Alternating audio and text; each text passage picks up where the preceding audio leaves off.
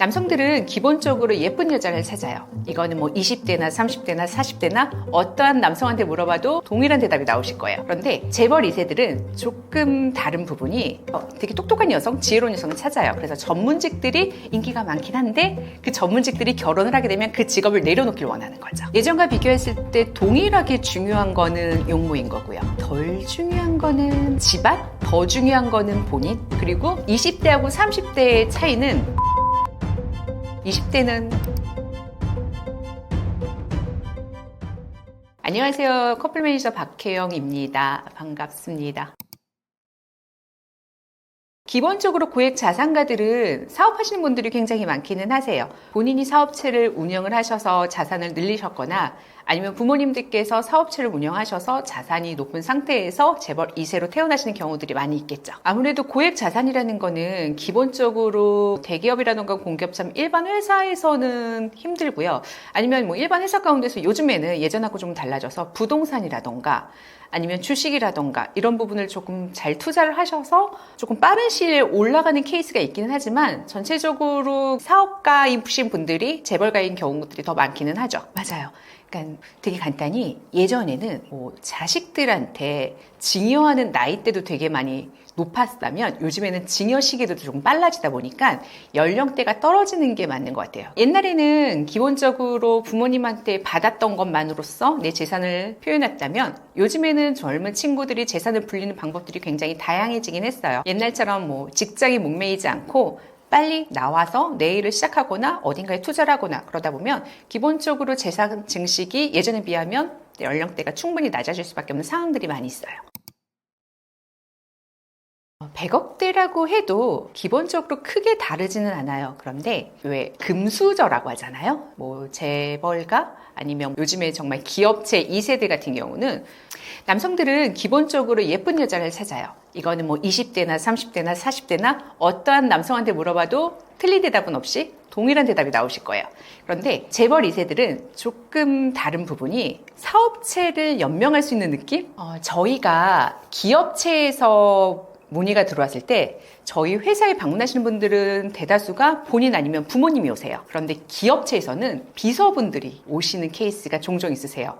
그래서 느끼는 건데 사업체의 느낌에서 조금 더 가까이 가는 느낌. 배우자를 하면서도 불구하고 우리 집안을 어느 정도 안정적으로 이끌어낼 수 있는 조금 똑똑한 여성들 찾는 경우들이 있기는 하더라고요. 그래서 약간 배우자를 찾는데도 불구하고 왜 드라마에서 보면 집안과 집안이 연결되고 기업체와 기업체가 연결되는 그런 분위기를 저희도 느끼는 경우들이 있기는 해요. 그래서 어느 정도는 똑똑한 여성을 원하는데 경영에 참여하기보다는 내가 경영을 할 때 이 집안을 잘 경영해 줄 수 있는 여성? 이 정도 라인 필요하죠.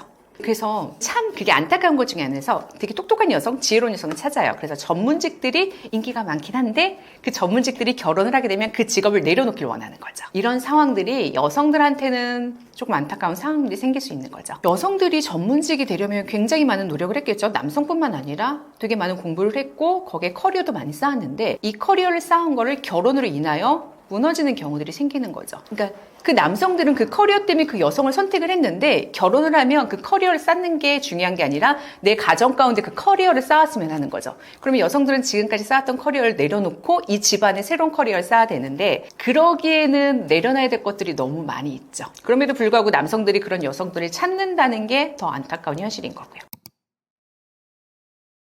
틀린 말일 수도 있고 아닐 수도 있겠죠. 어차피 사람의 차이인 거고 개인의 차이인 거니까. 근데 싸가지 없다라고 말을 하기에는 좋게 포장하면 솔직한 거예요. 그 솔직한 모습이 기본적으로 사람들이 봤을 때 기분이 나쁘면 내가 없다라는 표현을 할 수가 있겠죠. 그 여성은 그냥 내 모습, 내 가운데 솔직하게 지금까지 그렇게 살아왔으니까 그렇게 이야기를 했는데 상대방은 되게 기분이 나빠. 그러면 결국은 저 사람 되게 없네 라는 표현을 할 수밖에 없는 상황들이 생기는 거고 제가 보기에는 그래요. 대신 뒤끝은 없어요. 확실히 그분들이. 본인이 말했던 것 가운데서도 책임감도 있고 드라마가 좀 더 많은 것들을 표현을 했을 뿐이지 전혀 없을 수는 없어요. 근데 이게 재벌가 뿐만 아니라 기본적으로 사람들이 다 네 가지는 있는 거니까 이게 어떤 방향 가운데서 나아가는지 그리고 사람들이 얼마나 지목하느냐에 따라서 그 사람이 더 도드라 보일 수 있는 거니까 그 차이가 아닐까 싶어요. 예전과 비교했을 때 동일하게 중요한 거는 용모인 거고요. 덜 중요한 거는 집안, 더 중요한 거는 본인. 예전에는 집안 위주로 조금 더 들어갔다면 요즘에는 본인 위주로 조금 더 찾는 케이스가 있는 것 같아요. 일반적으로 재벌가 이사 같은 경우는 집안과 집안이 합치는 경우들이 많이 있기 때문에 집안에 굉장히 초점을 많이 뒀다면, 요즘에는 정말 본인 말 그대로 본인 똑똑한 여성, 내 아이를 잘 키울 수 있는, 내 가정을 잘 꾸릴 수 있는 본인 위주의 여성으로 조금 더 진화는 된 것 같아요. 덜 중요한 거지 안 중요한 거는 아니에요. 예전에도 본인 위주도 많이 봤었지만 그보다 더 중요해졌다는 거지. 조금씩 뭐 수치의 차이인 거지 크게 많이 다르진 않다고 생각해요.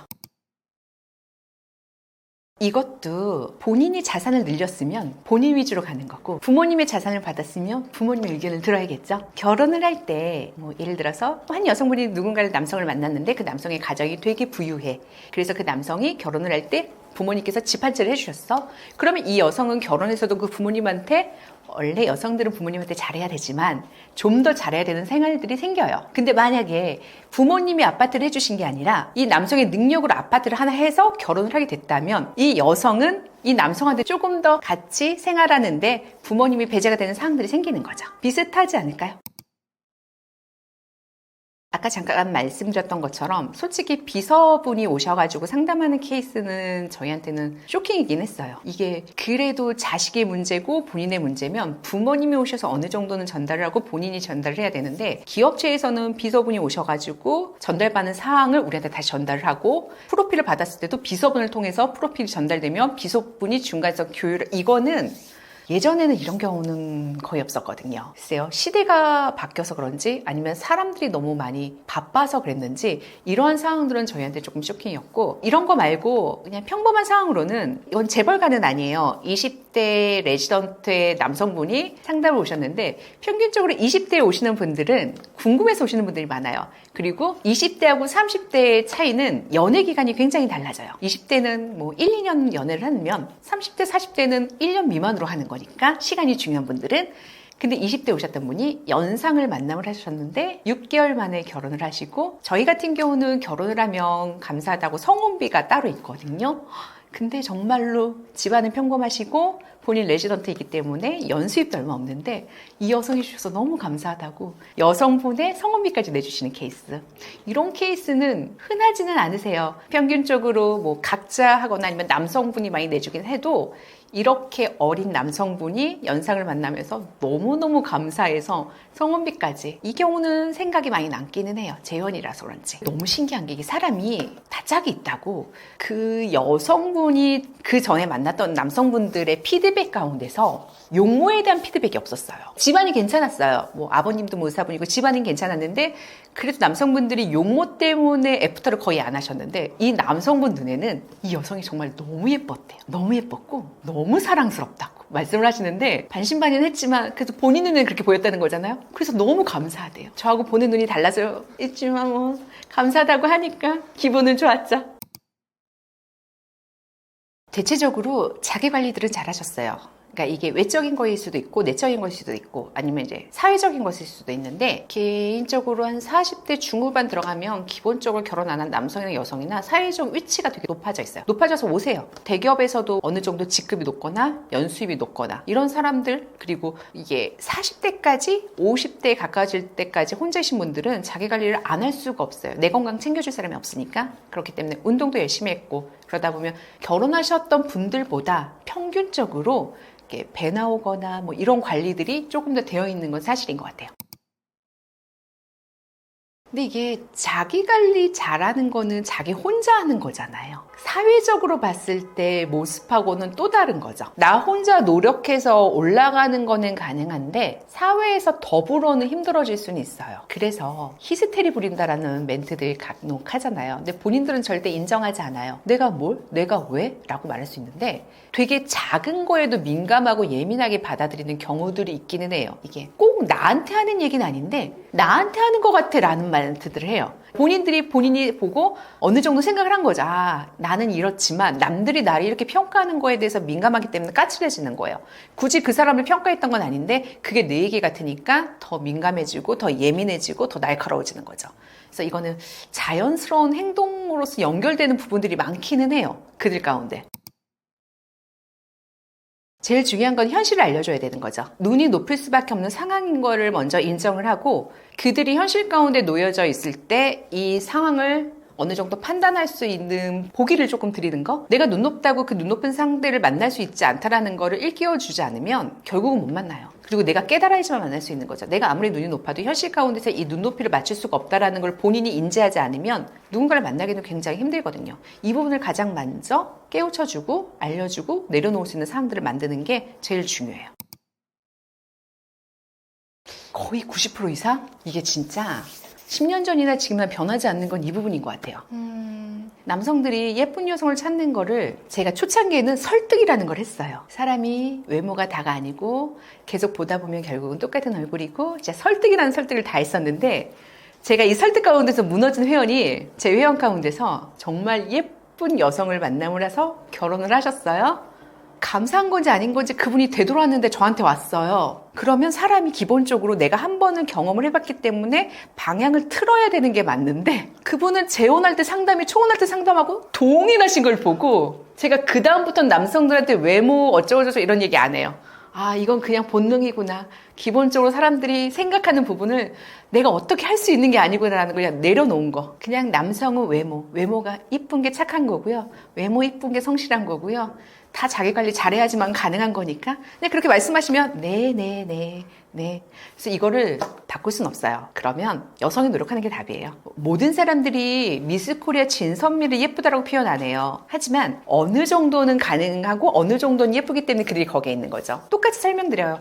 진선미를 찾는 건 아니시니까. 하지만 본인 눈에 예쁜 여성, 그리고 뭐 고양이과를 원하는 사람이 있으면 강아지과를 원하는 사람이 있으니까. 그러면 여성들도 내 얼굴이 뭐 이목구비가 뚜렷하게 예쁘다 이런 게 아니면 노력할 수는 있잖아요. 뭐 스타일을 바꾼다던가 뭐 몸매를 조금 조정한다던가 가능한 부분들 이 정도는 노력해달라고 얘기를 하는 거고, 여성들은 남성의 직업이나 능력을 보는, 경제력 보는 게 평균이에요. 그래도 나보다는 괜찮은 사람을 만나길 원하는 게 여성 입장이니까 결혼했을 때 어느 정도 편안한 삶을 살고 싶은 게 사람의 마음이니까. 그러다 보니까 직업이 좋거나 아니면 경제력이 어느 정도 되어 있는 부분을 만나려고 하는 게 예나 지금이나 변함없는 생각인 것 같기는 해요. 그 질문을 가장 많이 받기는 해요. 일단은 결정사에 오시는 분들이 대부분 하신 말씀 중에 저는 자만추 추구하는 사람이었는데 뭐 이렇게 말을 해요. 전 자만추가 나쁘다고 한 적은 없어요. 그리고 결정사를 통해서 꼭 행복하고 꼭 불행하고 이렇게 결정 지을 수는 없어요. 이거는 본인이 어떻게 하느냐에 따라 달라지는 거지. 그런데 되게 생각을 조금 바꾸면 자만추를 했어요.